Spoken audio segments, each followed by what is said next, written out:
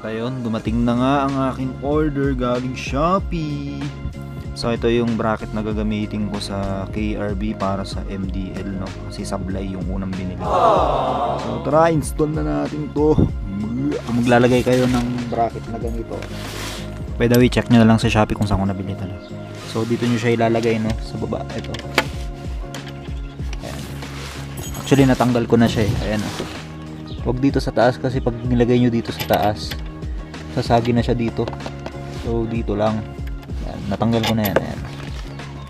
Ayan. So ilalagay na lang natin to. So check nyo na lang mamaya yung output. Ayan.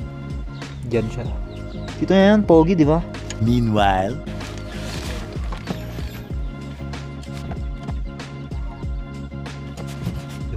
Diretso na siya, guys. Ayan ang itsura niya. Diba, pogi? Ayan.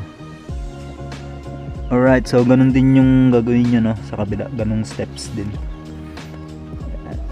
Ayun, so natapos ko nang i-install, guys. Ganyan ang itsura niya. Malayo. Ayan. So mamaya tatry ko na yan, no? Let's do it!